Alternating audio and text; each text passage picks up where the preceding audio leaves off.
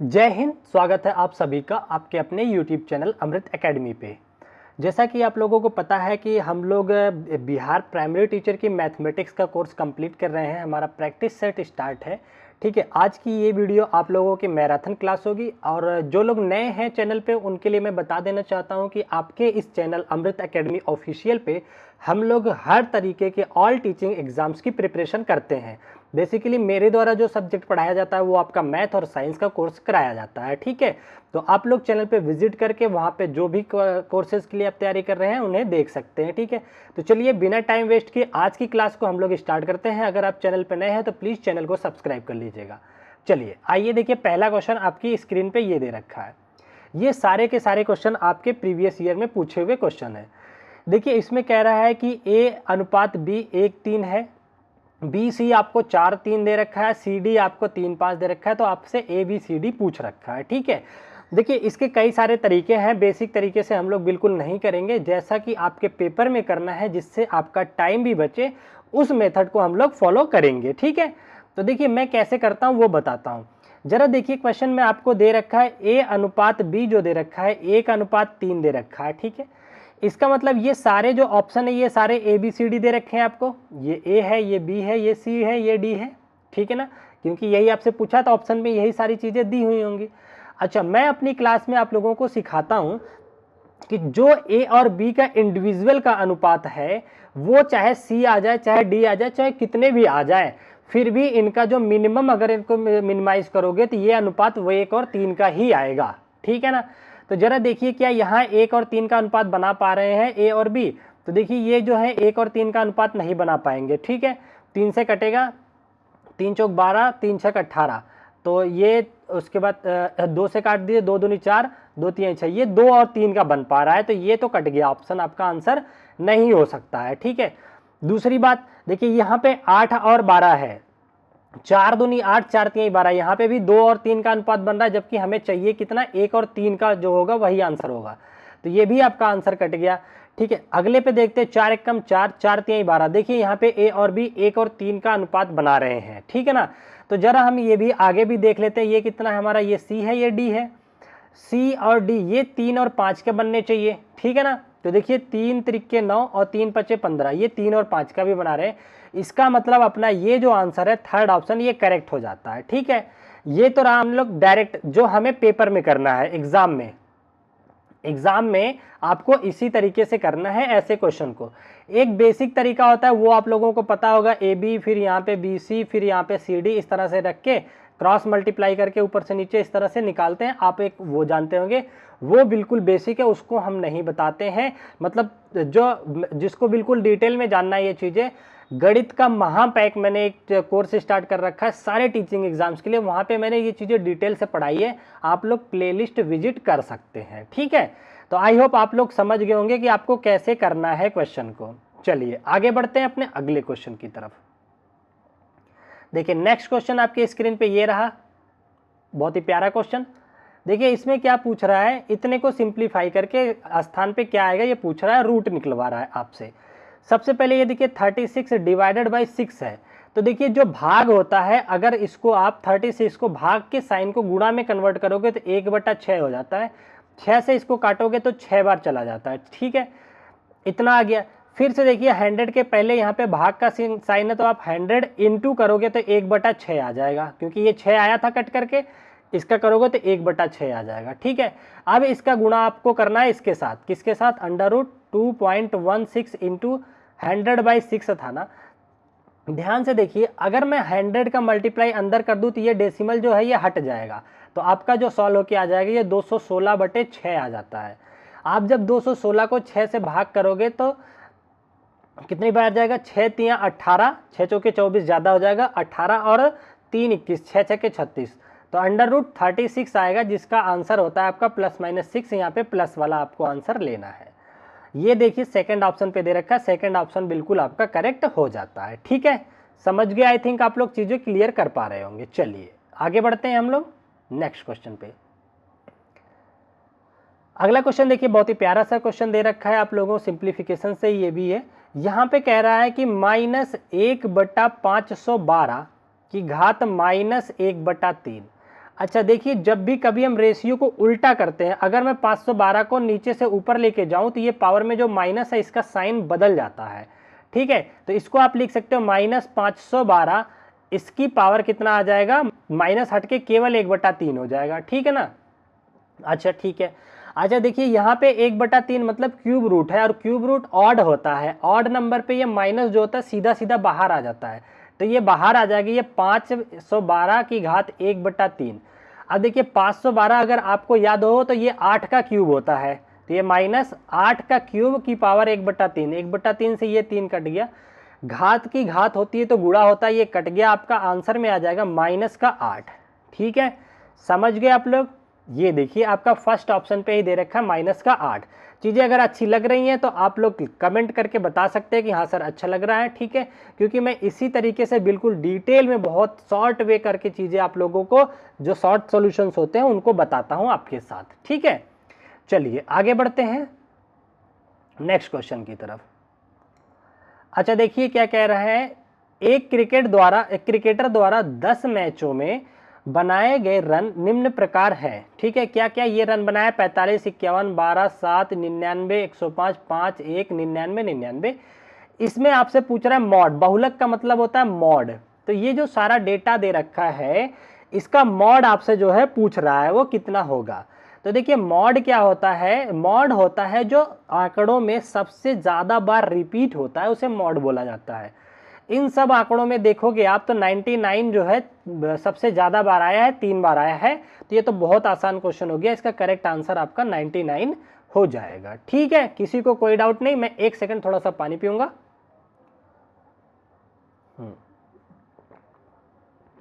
चलिए अगले क्वेश्चन की तरफ बढ़े, समझ में आ गया सबको। चलिए नेक्स्ट क्वेश्चन की तरफ बढ़ते हैं। देखिए ये भी बहुत अच्छा सा क्वेश्चन आपके स्क्रीन पे दे रखा है, देखिए ध्यान से देखिए क्या कह रहा है। कह रहा है एक ठोस अर्धगोला, मतलब हेमिस्फेयर की बात कर रहा है, का आयतन इतना दे रखा है। सबसे पहले अर्धगोले का आयतन का फार्मूला क्या होता है, ये होता है 2/3 पाई r क्यूब, ठीक है ना। ये इसकी वैल्यू आपको दे रखा है इतना सेंटीमीटर क्यूब, तो इसको सिंप्लीफाई कर लेते हैं, 7 6 42 का 2, 4 7 5 35 और 4 36 37 38 39 39, ठीक है ना, और प्लस का 4। देखिए मैं कैलकुलेशन इसलिए डिटेल में कर लेता हूं क्योंकि आप लोग लाइव नहीं रहते, तो मैं नहीं चाहता कि कुछ भी थोड़ा सा भी मिस्टेक इसमें हो, ठीक है, तो इसलिए मैं कैलकुलेशन को डिटेल में कर लेता हूं, उसके लिए परेशान ना होना। इतना आ गया, और नीचे आपका आ जाएगा कितना, 7 आ जाएगा, ठीक है। अब इसको फर्दर जोड़ लेते हैं तो 4 और 2 6 आ जाएगा आपका, ठीक है। एक सेकंड कॉल आ रही है एक,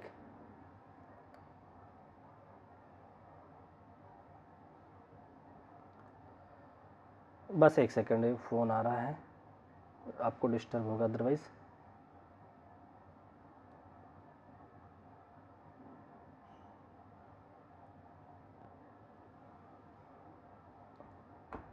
ठीक है, ये आ गया, 4 और 2 6 हो गया, और ये 9 और ये 3/7 इतना हो गया। अब इसको हम लोग सॉल्व करते हैं, यहाँ से देखिए 2/3 गुणा 22/7 इंटू r क्यूब, यहाँ पे देखिए पाई का वैल्यू दे रखा है, हमने यहाँ पे रख लिया, फर्दर आपका आ जाएगा 396/7। चलो इसको काट लेते हैं, हम देखते क्या क्या कट रहा है। 7 से ये 7 आपका कट गया, ठीक है। ये देखिए 6 3 9 और ये 9, ये 11 से डिविजिबल है, ये पूरा नंबर 11 से डिविजिबल है आपका, ठीक है ना। जब ये पूरा नंबर 11 से डिविजिबल है, 11 से 22 को काटिए, 11 2 जा चला जाएगा, इसको काटोगे तो ये जाएगा आपका 11 3 बार जाएगा, 11 3 33 और 6, और ये 11 6 66 36 चला गया, ठीक है, इतना आ गया। अब इसको करते हैं, देखिए 2 से और 2 दूना 4, 4 नियम 36, ये 9 चला गया, तो ये जो 3 बचा है इसको इधर ले जाके मल्टीप्लाई कर देंगे 9 में, ठीक है ना। तो r क्यूब जो आपका आ जाएगा 9 × 3 आ जाएगा, जिसको कि बोलते हैं 27 r क्यूब। तो r जो निकल करके आ जाएगा आपका ये 3 आ जाएगा, ठीक है ना। 27 जो होता है 3 का क्यूब होता है। इतनी बात आप लोग समझ गए, ठीक है, किसी को कोई डाउट नहीं। अब आपसे क्या पूछा है, इसका कुल पृष्ठीय क्षेत्रफल कितना होगा। तो हेमिस्फेयर का कुल पृष्ठीय क्षेत्रफल क्या होता है, ये देखिए होता है ये हेमिस्फेयर, इसमें होता है 2 पाई आर स्क्वायर होता है, 2 पाई आर स्क्वायर होता है प्लस बेस का एरिया, तो पाई आर स्क्वायर ये भी आ जाता है, तो कुल मिला के 3 पाई आर स्क्वायर होता है। तो आर पता चल गया, अब इसको कैलकुलेट कर लेते हैं हम लोग। ठीक है, तो देखिए 3 इंटू 22/7 आर स्क्वायर मतलब 3 इंटू 3। ठीक है, चलिए सबको मल्टीप्लाई करते हैं, डिनोमिनेटर में 7 आएगा। देखिए ऊपर सबको मल्टीप्लाई मत करो, यूनिट नंबर करो केवल। 3 त्रिक 9, 9 दूनी 18, 8 3 24, 4 लास्ट में 4 आएगा, इसमें नहीं है, इसमें नहीं है, ये आपका आंसर हो जाएगा। ठीक है ना, 594/7 ये आपका करेक्ट आंसर हो जाएगा। आई थिंक सबको क्लियर हो गया होगा, बस ये आपको फार्मूला याद रखना है। ठीक है, चलिए आगे बढ़ते हैं नेक्स्ट क्वेश्चन की तरफ। अच्छा देखिए, अभी बहुत प्यारा सा क्वेश्चन दे रखा है अनुपात समानुपात का। इसमें कह रहा है P और Q का अनुपात 2:3 है और Q और R का 3:4 है, तो आपसे P प्लस Q मतलब P प्लस Q अनुपात पूछ रहा है Q प्लस R से। तो सिंपल सा कुछ नहीं करेंगे, इनका जो अनुपात है जोड़ दो, ये ले लो P का। जब देखो अनुपात पूछा जाता है तो हमें एग्जैक्ट कैलकुलेट करने की जरूरत नहीं होती है कि यहाँ पे x लगा के P एग्जैक्ट निकालो, नहीं, उसको अनुपात के फॉर्म में ही रख के आप कैलकुलेशन कर सकते हैं। तो देखिए यहाँ से P को देखें तो यहाँ 2 आ रहा है, प्लस Q को देखें तो यहाँ पे 3 आ रहा है, तो 3 2 5 आएगा। तो अनुपात जो लेफ्ट में शुरू होगा वो 5 से शुरू होगा, तो एक ही ऑप्शन है आपका 5 से शुरू होने वाला। आप इतना ही देख के आंसर कर सकते हैं, लेकिन मैं पूरा चेक करवा देता हूँ। अब आपसे Q प्लस R पूछा है, Q आपका कितना है 3 प्लस R कितना है 4। ठीक है ना, तो 3 और 4 7, तो 5:7। देखिए पहला ही ऑप्शन है आपका करेक्ट हो जाएगा। ठीक है, तो अनुपात जब निकाला जाता है तो आपको पूरा कैलकुलेट करने की जरूरत नहीं होती कि P निकालो Q निकालो फिर जोड़ो फिर करो अनुपात, ये नहीं करना होता, डायरेक्ट आप अनुपातिक वैल्यू रख सकते हैं। समझ गए? चलिए अगले क्वेश्चन पे अपने तरफ बढ़ते हैं। ओके, देखिए यहां पे क्या कह रहा है कि नीलेश ने एक परीक्षा में 188 अंक प्राप्त किए, लेकिन वह 22 अंकों से अनुत्तीर्ण हो गए। ठीक है, उस परीक्षा को उत्तीर्ण करने के लिए नीलेश को कम से कम 35% अंक प्राप्त करने होंगे। उस परीक्षा के लिए अधिकतम अंक क्या है? ठीक है, अच्छा देखिए नीलेश जो है 188 नंबर पाया है। ठीक है ना, एक सेकेंड, नीलेश ने 188 नंबर पाया, अब कह रहा है लेकिन वह 22 अंकों से अनुत्तीर्ण मतलब फेल हो गया 22 नंबर से।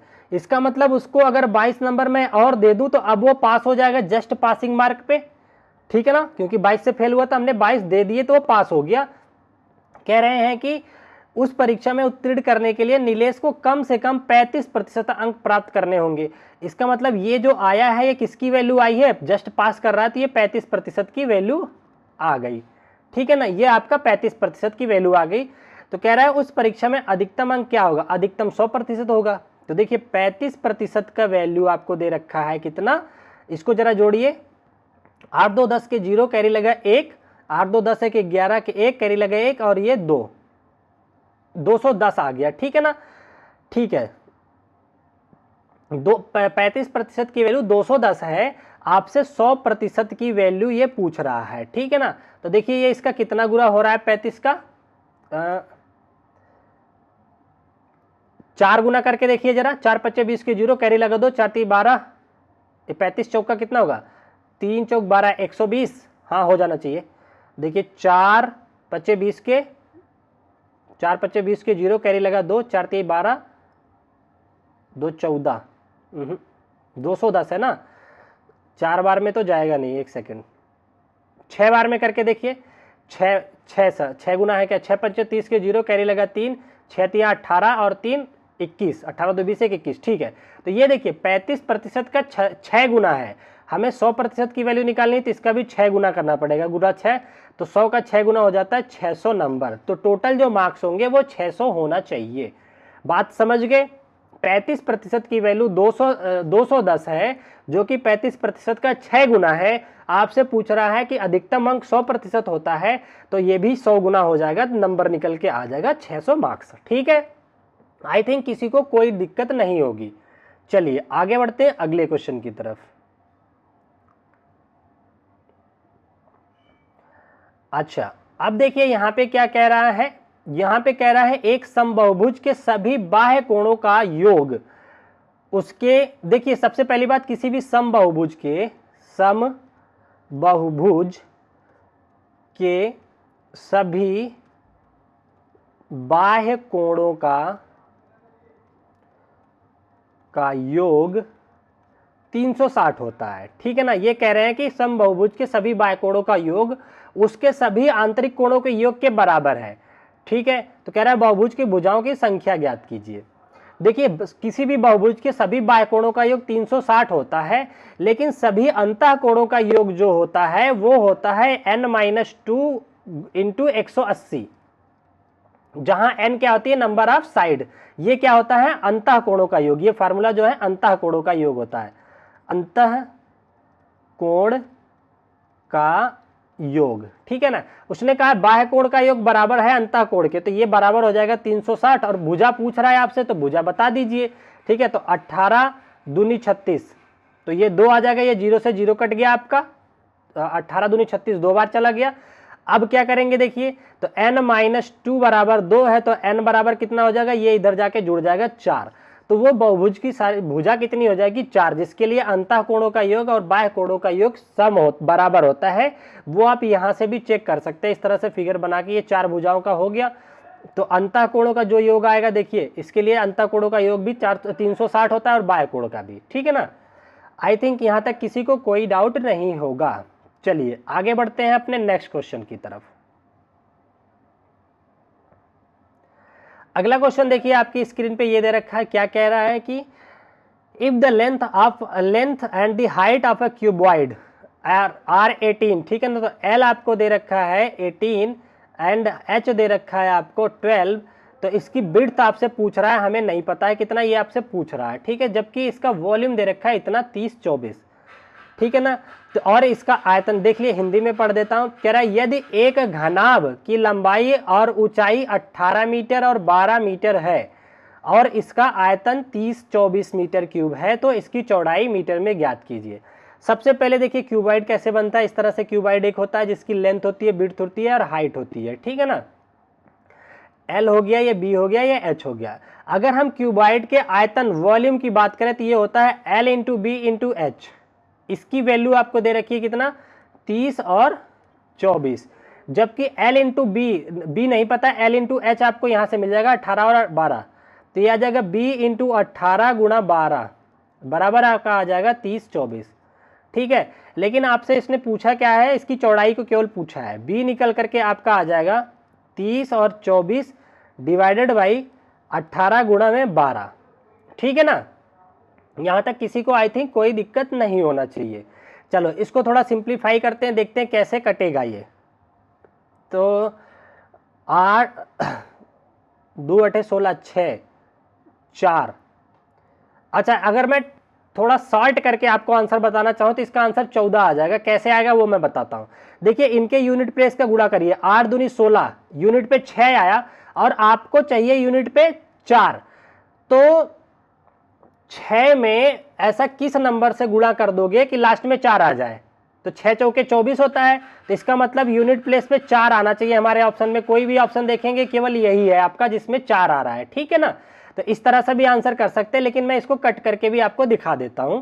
ये तो शॉर्ट तरीका हो गया। देखिए, इसको काटोगे 3 2 5 4 9, ये 9 से पूरा कटेगा। 9 9 त्रिक 27, 9 3 27 हो गया और 3 बच गया आपका ना, तो 32, 9 3 27, 9 चौक 36, 9 3 27, फिर से 6 बच गया 64। एक सेकेंड, समथिंग इज रॉन्ग, रुक जाओ, इसको काटते हैं ढंग से। देखिए, अगर 9 से काटते हैं तो कैसे कटेगा। अच्छा, पहले 3 से काट लो, 3 एकम 3 0, नहीं 9 से काटते, सुनो, क्योंकि ये 9 से तो कट रहा है ना। 3 2 5 4 9, 9 से कट जाएगा। तो देखिए, 9 के 9, 9 दूनी 18, 9 3 27, 9 3 27, 3 बच गया 32, 9 3 27, 9 चौक 36, तो फिर से 3 बार ले जाते हैं, 32 27, 3 2 5 54, 9 6 54, इतनी बार जाएगा और 9 दूनी 18, ये कट गया। ठीक है, 6 3 9 3 12, तो ये फिर 3 से काट दो इसको, 3 एकम 3, 3 एकम 3, 3 दूनी 6, फिर 3 चौक 12, ये कट गया। अब इसको जरा काटिए, 112 है, 2 4 दूनी 8, 4 दूनी 8, 8 से इसको काटिए, 8 एकम 8, 8 चौक 32, 14 बार आ गया। देखिए बी आपका निकल के आ गया 14, जो कि मैंने आपको यूनिटरी मेथड से यूनिट पोजीशन से ही बता दिया था कि 14 कैसे आएगा। ठीक है, आप उससे भी जा सकते हैं, आप इस तरह से पूरा कैलकुलेशन भी कर सकते हैं जो आपको सही लगे। वैसे मैं सजेस्ट करूंगा शॉर्ट मेथड से ही जाया करो, ये तो मैं वेरीफाई करवा रहा था आपका आंसर। एक देखिए ये भी बहुत आसान सा क्वेश्चन है, पर ऐसे क्वेश्चन पूछे जा रहे हैं तो इसलिए मैंने ले रखा है। कह रहा है एक समकोण त्रिभुज का क्षेत्रफल क्या है। आपको एक समकोण त्रिभुज दे रखा है इस तरह से, ठीक है ना, ए बी सी, ठीक है। कह रहा है इसका क्षेत्रफल क्या होगा जिसकी भुजाएं 10 सेंटीमीटर, 24 सेंटीमीटर और 26 सेंटीमीटर। सबसे पहले आपको यह पता चलना चाहिए कि जो सबसे बड़ी भुजा होती है वो हाइपोटेनियस होती है, बाकी दो भुजाएं कुछ भी ले सकते हो आप, ठीक है। तो इसका आपसे क्या पूछ रखा है, क्षेत्रफल पूछ रखा है, एरिया पूछ रखा है। तो समकोण त्रिभुज का क्षेत्रफल क्या होता है, क्षेत्रफल बराबर होता है 1/2 गुणे आधार मतलब बेस इंटू हाइट। तो देखिए कितना हो जाएगा 1/2, बेस आपने 10 को ले लो और हाइट को ले लो 24, तो इसको काटिए, 2 से काट दिया इसको 12 12 में, ठीक है, 12 10 में 120, तो 120 वर्ग सेंटीमीटर आपका आंसर आ जाएगा। सी सेकंड ऑप्शन जो है करेक्ट हो जाएगा। ठीक है, बहुत आसान था, ये आप लोग कर पाए होंगे। चलिए आगे बढ़ते हैं अपने अगले क्वेश्चन की तरफ। अच्छा देखिए नेक्स्ट क्वेश्चन आपकी स्क्रीन पे ये दे रखा है प्रोबेबिलिटी से, ठीक है ना। कह रहा है 5 सिक्के एक साथ उछाले जाते हैं, ठीक 3 हेड आने की प्रोबेबिलिटी ज्ञात कीजिए, ठीक है ना। सबसे पहले आपको ये पता होना चाहिए, एक फार्मूला होता है सेलेक्ट करने का, NCR, n में से r नंबर को सिलेक्ट करने का फार्मूला ये होता है, इसका फार्मूला होता है फैक्टोरियल n अपान फैक्टोरियल n माइनस r और इंटू r फैक्टोरियल, r का फैक्टोरियल, ये फार्मूला होता है, ठीक है। तो देखिए 5 में से 3 हेड आपको सिलेक्ट करना है, 5 तो 5c3 हो जाएगा, 5c3 फार्मूला लगाइए, ऊपर आ जाएगा 5 फैक्टोरियल, फैक्टोरियल का साइन ऐसा भी होता है, चलो मैं ऐसा ही बना देता हूं जो आप लोग जानते हो, 5 फैक्टोरियल डिवाइडेड बाई 5 माइनस 3 का फैक्टोरियल मतलब 2 फैक्टोरियल इंटू ये r की जगह 3 है तो 3 का फैक्टोरियल। यहां तक किसी को कोई डाउट नहीं होगा, चलो इसको सॉल्व करते हैं। फैक्टोरियल का मतलब होता है डिक्रीजिंग ऑर्डर में गुणा करना, तो 5 गुणा 4 गुणा, इसको फिर से लिख दो 3 फैक्टोरियल, फैक्टोरियल 3, नीचे हो जाएगा 2 गुणा 1 गुणा 3 फैक्टोरियल। तो देखिए 3 फैक्टोरियल से 3 फैक्टोरियल तो ऐसे ही कट गया आपका, 2 से ये 2 बार में कट गया, 5 दूनी 10 आ गया। तो 3 हेड सेलेक्ट करने की जो आ गया तरीके आ गए 10 आ गए, ठीक है ना। टोटल में से 3 हेड आपने 10 तरीके से सेलेक्ट कर लिया। अब जब आप 5 सिक्के को लगातार उछालते हैं तो टोटल सब कुछ आने के, हेड और टेल आने की प्रोबेबिलिटी जो टोटल निकाला जाता है वो होता है 2 की पावर n। तो आपने 2 की पावर मतलब जितनी बार उछाला, 5 बार उछाला, तो 2 की घात 5 हो जाता है 32, तो ये आपका टोटल निकल के आ गया। अब प्रायिकता निकालने के लिए नीचे तो टोटल लिखा जाता है और ऊपर लिखा जाता है जितनी पॉसिबिलिटी उसकी आ रही है, तो 10 पॉसिबिलिटी है, 10 ऊपर लिख दीजिए, ठीक है ना। 10 को ऊपर लिख दिया हमने, अब इसको काटिए, तो 2 से काटे 2 पचे 10 और ये 16, तो 5/16 आ जाएगा। ऐसा तो कोई ऑप्शन है नहीं, तो उपयुक्त में से कोई भी इसका करेक्ट आंसर नहीं होगा, ठीक है ना। लास्ट ऑप्शन इसका करेक्ट हो जाएगा, ठीक है, किसी को कोई डाउट नहीं है यहाँ तक। चलिए अगले क्वेश्चन की तरफ अपने बढ़ते हैं। अच्छा देखिए ये बहुत प्यारा सा क्वेश्चन दे रखा है, देखिए क्या कह रहा है। एक सेकंड में, आप लोग लाइव नहीं हो तो एक बार मैं इसका क्वेश्चन आंसर जो है चेक कर लेता हूँ, इतना ही दिया हुआ है ना, ये बस एक सेकंड, एक सेकंड का टाइम दीजिए।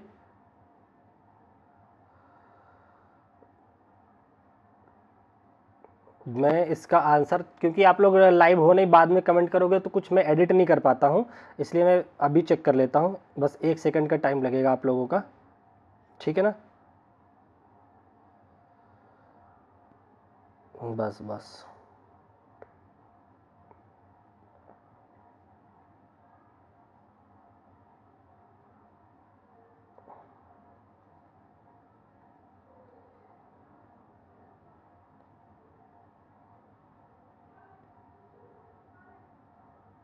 एक सेकंड। यस ठीक है, हम लोगों ने सही किया है, बिल्कुल किसी को कोई दिक्कत नहीं है, इतना ही आएगा, 5/16 ही आएगा, जो कि ऑप्शन में नहीं है, ठीक है। चलिए अपने अगले क्वेश्चन की तरफ बढ़ते हैं हम लोग। देखिए नेक्स्ट क्वेश्चन बहुत ही बेहतरीन क्वेश्चन आपकी स्क्रीन पे दे रखा है। इसमें देखिए क्या कह रहा है कि एक परीक्षा में 40% छात्र गणित में, 30% इंग्लिश में और 15% दोनों में अनुत्तीर्ण हुए, मतलब फेल हो गए हैं। तो उत्तीर्ण प्रतिशत क्या होगा? देखिए पहले इसको इस तरह से बनाते हैं। ये रहा मैथ का पोर्शन और ये रहा इंग्लिश का पोर्शन। कह रहे 40% जो है छात्र गणित में फेल हुए, 30% जो है छात्र किस में फेल हुए? इंग्लिश में। दोनों में जो फेल हुए हैं वो 15% है, ठीक है ना। तो टोटल अगर हम अनुत्तीर्ण की बात करें कितने प्रतिशत हुए, तो देखिए ये 15 इसमें भी आ रहा है, ये इसमें भी आ रहा है, ठीक है।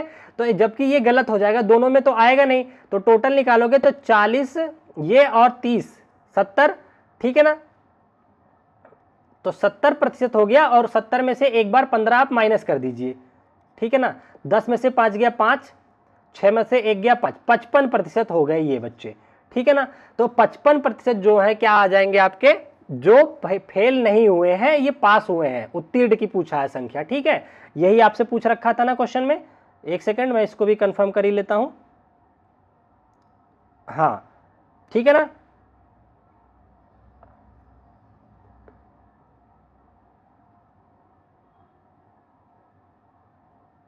ठीक है, तो ये रहे देखिए 55% तो टोटल अनुत्तीर्ण हो गए, अनुत्तीर्ण हो गए ना।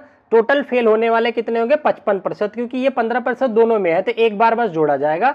टोटल में से 55% हो गए।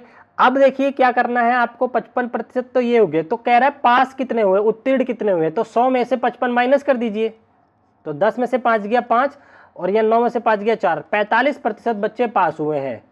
तो ये ऑप्शन तो दिया नहीं, इसका भी नन ऑफ दीज हो जाएगा, ठीक है ना। इसमें से कोई सा भी आंसर नहीं है, ठीक है। बात समझ गए ना। इसमें देखिए पूछ रहा ये आपको जो दे रखा है 40 और 30 70 और फिर 15 को 2 बार जोड़ा है, तो एक बार हमने घटा दिया, क्योंकि 15 देखिए डायग्राम में यहाँ पे भी इसकी तरफ से भी आ रहा था, इसकी तरफ से, तो एक बार घटा दिया तो 55% हो गए फेल वाले। 100 में से 55 हटा दिया तो 45 हो गए पास वाले, और पास वाला पूछा था तो यही आ गया 45%, जो कि ऑप्शन में नहीं है, तो नन ऑफ दीज हो जाएगा आंसर। चलो अगला क्वेश्चन देखिए, बहुत बेहतरीन दे रखा है आपको। क्या कह रहा है? कह रहा है 172 का 20%। तो देखिए 172 का 20% का मतलब होता है 1/5। कैसे आया मैं बता देता हूँ, एक सेकंड, वरना आपको कंफ्यूजन हो सकता है। 20/100, तो 20 25 100 5, तो ये आ गया कितना? 172 गुणा में 1/5, ठीक है ना। रुको साफ साफ लिख दो थोड़ा, कितना आ गया? 172 गुणा 1/5 और 272 का 20% का अंतर पूछा है, तो माइनस कर दीजिए किसका? 272 का, इसका भी 20%, मतलब इसका भी 1/5 हो गया। अब यही पूछा है, इसको सॉल्व कर लीजिए।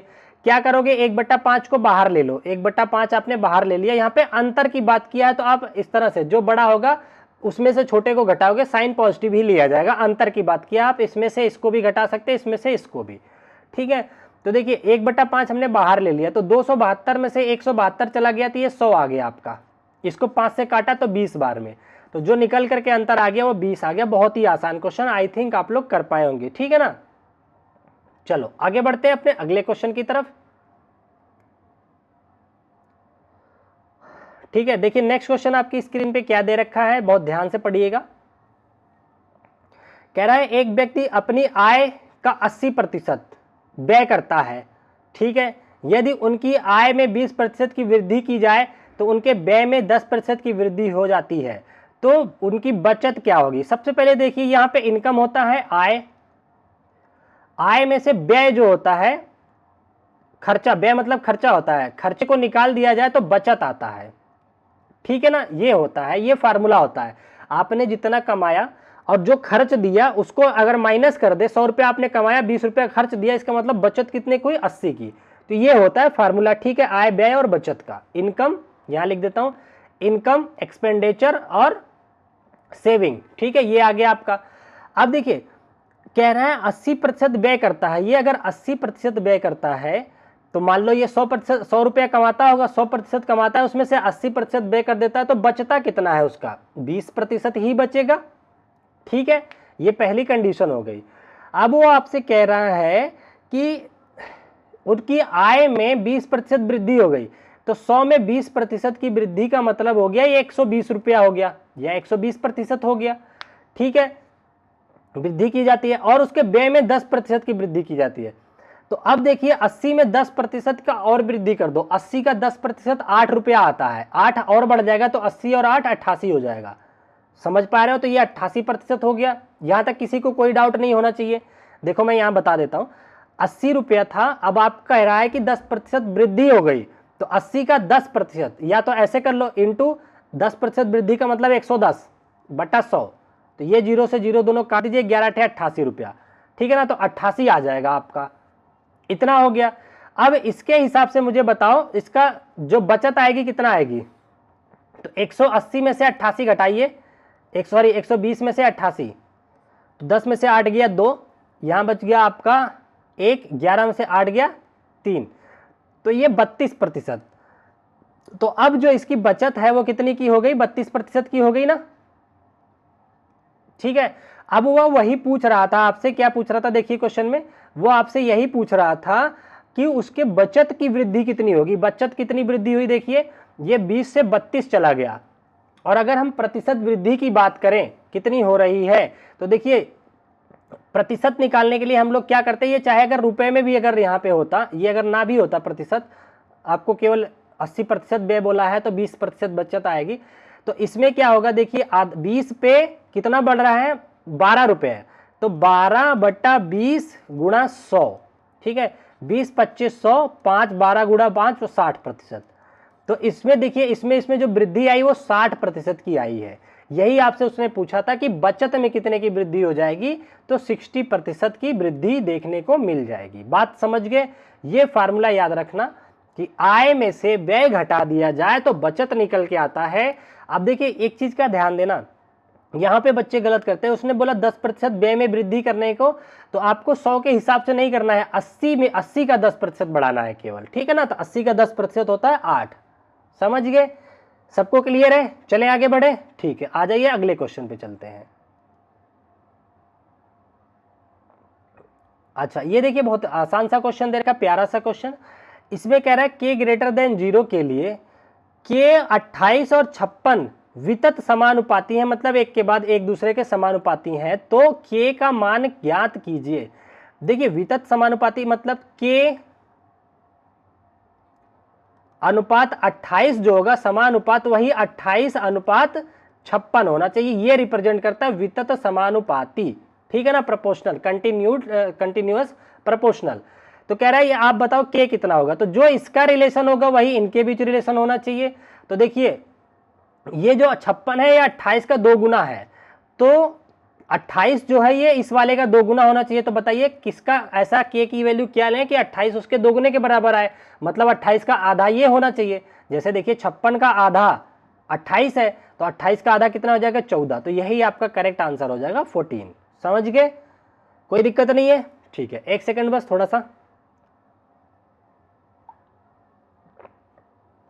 प्लीज देखिए, चैनल को सब्सक्राइब कर लीजिए। काफी मेहनत हो जाती है आप लोगों को कंटेंट लाने में और अच्छे से पढ़ाने में। ठीक है ना, और आप लोग एक बार सब्सक्राइब कर लेंगे, फिर मैं लाइव आपकी क्लासेस लेने लगूंगा। आप किसी भी टीचिंग एग्जाम्स के लिए तैयारी कर रहे होंगे, आपको यहाँ पे देखने को मिल जाएगा। ठीक है, देखिए इस क्वेश्चन में क्या कह रहा है, इसमें कह रहा है यदि ABCD एक समचतुर्भुज है जिसमें एंगल ABC 50 डिग्री है, तो इतने का, देखो इसका फिगर हम बना देते हैं। ये रहा, ये एक रोम्बस है। ठीक है ना, A B C और D। ठीक है ना, इसके डायगोनल ड्रॉ कर देता हूं मैं यहां से, और एक रहा यहां से। अब जो दे रखा है उसको लिख देते हैं। और क्या दे रखा है, एंगल दे रखा है ACB, ये वाला कोण आपको दे रखा है कितना, 50 डिग्री। तो एंगल BDC आपसे पूछ रहा है, कौन सा, BDC, ये कोण पूछ रहा है कितना होगा। अच्छा देखिए रोम्बस की कंडीशन में आपको ये चीज पता होना चाहिए कि जो रोम्बस के डायगोनल होते हैं एक दूसरे को 90 डिग्री पे बाइसेक्ट करते हैं, तो ये कोण आपका 90 डिग्री का हो गया। ठीक है ना, ओके। और ये जो डायगोनल होते हैं ये शीर्ष वाले कोण को भी 2 इक्वल भाग में डिवाइड करते हैं। अगर इतना 50 है तो इधर वाला भी आपका कितना हो जाएगा, 50 का हो गया। ठीक है। तो सिंपल सी बात है, ये कितना आ जाएगा, इसमें ट्रायंगल में आ जाओ, OCD ट्रायंगल में बात करें तो त्रिभुज OCD में अगर बात करें तो क्या हो जाएगा, ये 90 है, ये 50 है, ये कितना हो जाएगा, तीनों का सम 180 होता है। तो 90 + 50 + D एंगल, ठीक है ना, एंगल D, ये 180 आ जाएगा। तो 50 और 90, 9 5 140, तो 180 में से 140 गया तो 40 आ जाएगा, एंगल D निकल के आपका कितना आ गया, 40 डिग्री। तो ये बात आपको याद रहनी चाहिए। फिर से बोल देता हूं कि रोम्बस मतलब समचतुर्भुज के डायगोनल एक दूसरे को 90 डिग्री पे कट करते हैं, विभाजित करते हैं, समद्विभाजित करते हैं 90 डिग्री पे, और साथ ही साथ ये शीर्ष के जो कोण होते हैं डायगोनल, इन्हें 2 बराबर भागों में बांटता है, ठीक है।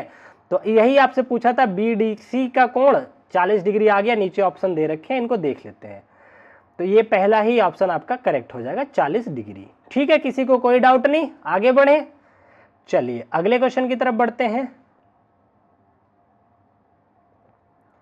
ये देखिए बहुत ही अच्छा क्वेश्चन है और मैं बहुत अच्छे तरीके से इसे बताऊंगा भी।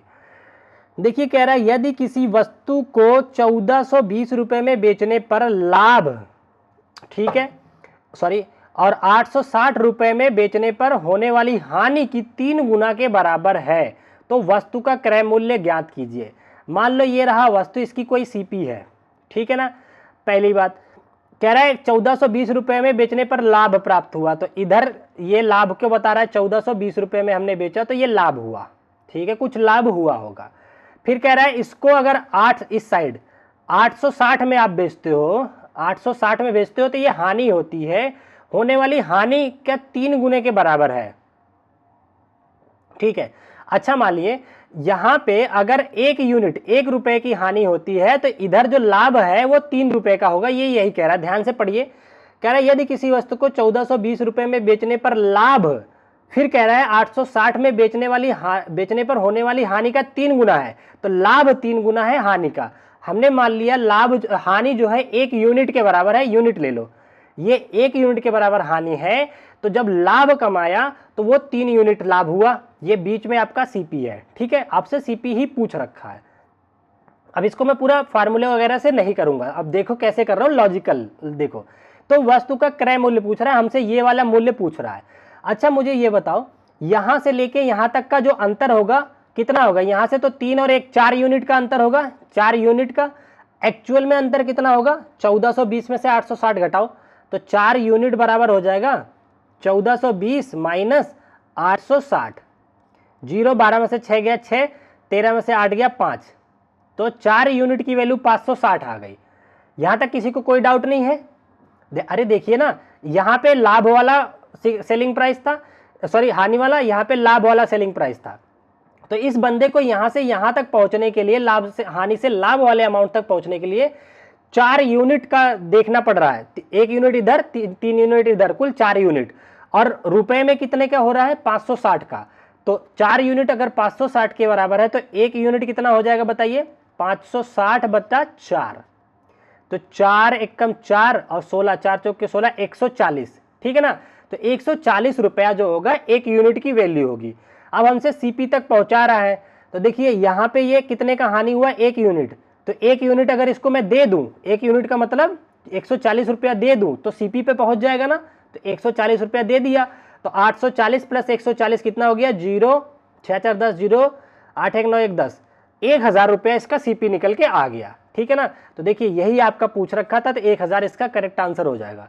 या तो ऐसे कर लीजिए, या कैसे करोगे, 1420 रुपया में से 140 का 3 गुना घटाओगे तब भी यही आएगा। देखिए 1420 में से, क्योंकि 3 यूनिट पीछे आओगे फिर CP पे आ जाओगे, तो 14 तिया 42, 420 घटा दीजिए तो ये आ जाएगा, देखिए 0001, 1000 फिर भी आ गया। चाहे इधर से करिए चाहे इधर से करिए, इस क्वेश्चन को पर आपको इसी लॉजिक से करना है, आपको आसान होगा, ठीक है, समझ गए। चलें आगे बढ़े, ठीक है, अगले क्वेश्चन पे आ जाते हैं अपने। अच्छा देखिए ये भी एक बहुत बेहतरीन सा क्वेश्चन दे रखा है, काफी डराने लायक है, पर इससे डरना नहीं है। देखिए आपके सामने लिखा हुआ है 10 की घात 2014 प्लस 25 की पावर 2 इतना है, माइनस फिर से लिखा है 10 की घात 2014 माइनस 25 की घात 2, ये बराबर दे रखा है √10 की पावर x। कोई दिक्कत नहीं, एक्स आपसे पूछ रखा है। अच्छा, अगर आप सोचो इस पूरे को a मान लेता और इस पूरे को b मान लेता तो ये a square minus B square बन जाता। और a square minus B square की आइडेंटिटी आप सबको पता होनी चाहिए कि एक ब्रैकेट में a प्लस बी होता है, एक ब्रैकेट में a माइनस बी होता है। तो चलिए इसको और इसको एक बार जोड़ते हैं फिर घटाते हैं। तो 10 की घात 2014 प्लस 25 और इसको जोड़ेंगे इसके साथ, किसके साथ, प्लस 10 की घात 2014 माइनस 25 के साथ। एक बार जुड़ेगा, अब एक बार दूसरे ब्रैकेट में ये घटेगा। तो 10 की घात 2014 प्लस 25 और माइनस कीजिए इसको, माइनस 10 की घात 2014 और माइनस, यहाँ पे देखिए ये जीरो है और माइनस माइनस ये प्लस हो जाएगा 25। ठीक है, ये सॉल्व होकर के आ जाएगा। राइट में रूट अंडर 10 की पावर x चल ही रहा है। ठीक है, अब देखिए क्या कट रहा है, उसको काट दो। यहाँ माइनस 25 प्लस 25, यहाँ पे 10 की घात 2014 माइनस में, ये प्लस में, ये कट गया। तो ये आपके पास आ गया, देखिए 2 इंटू 10 की घात 2014 इतना आ गया ना। ठीक है, और इंटू इस ब्रैकेट से कितना आ गया, 25 प्लस 25 50 आ गया, बराबर 10 की घात कितना आ गया, x बट्टा 2 लिखो, चाहे अंडर रूट x वो लिख दो, क्योंकि रूट की वैल्यू 1/2 के बराबर होती है। यहाँ तक आ गया, ठीक है, किसी को कोई दिक्कत नहीं। अच्छा देखिए, ये 2 को 50 में गुणा करोगे तो 100 हो जाएगा ना। तो देखिए आ जाएगा 10 की घात 2014 गुणा 100 को लिख दो 10 की घात 2, ठीक है ना, 10 की घात 2 ही तो होता है 100, बराबर इधर आ जाएगा आपका 10 की घात x/2। ठीक है, अच्छा यहाँ पे देखिए आधार समान है दोनों के, यहाँ पे भी 10 है, यहाँ पे भी 10 है, तो घातें जुड़ जाती हैं। तो 10 की घात सीधा 2016 हो जाएगा, 14 से 2 जुड़ गया, इधर आ जाएगा 10 की घात x/2। अब देखिए इक्वल टू के इधर भी बेस समान है तो घातें आपस में बराबर हो जाएंगी। तो 2016 जो है बराबर हो जाएगा x/2 के, तो x आपका निकल के आ जाएगा, इधर गुणा कर दीजिए। तो 2016 दूनी 4032, 4032 फोटो यहाँ करूँ जरा, हाँ 4032, ये आपका आंसर आ जाएगा। 2016 गलत, 4031 गलत, ये भी गलत, तो 4032 उपरोक्त में से कोई नहीं है, ये ऑप्शन करेक्ट हो जाएगा। ठीक है ना, आई थिंक यहाँ तक किसी को कोई डाउट नहीं होगा। आगे बढ़ते हैं अपने अगले क्वेश्चन की तरफ। एक एक चीज को मैं बिल्कुल ओपन करके बता रहा हूं आप लोगों के सामने। ठीक है, देखिए नेक्स्ट क्वेश्चन आपकी स्क्रीन पे क्या दे रखा है, ज्यादा लंबी तो नहीं हो रही वीडियो, ठीक है कोई बात नहीं है, मैराथन क्लास है, थोड़ी लंबी हो जाएगी। कह रहा है एक बेलन जिसका आधार का व्यास मतलब डायामीटर दे रखा है 8 सेंटीमीटर, जब डायामीटर 8 दे रखा है तो रेडियस हो जाएगी इसकी 4, किसी को कोई दिक्कत नहीं। और कह रहा है और ऊंचाई आधार की त्रिज्या का 7/8 है, तो h कितना आ जाएगा, आधार की त्रिज्या 4 का 7/8 मतलब 4 दूनी 8, मतलब 7/2 है ये हाइट। बेलन के लिए बात चल रही है, सिलेंडर के लिए, बेलन मतलब सिलेंडर के लिए, ठीक है ना। d पता हो गया, h पता हो गया।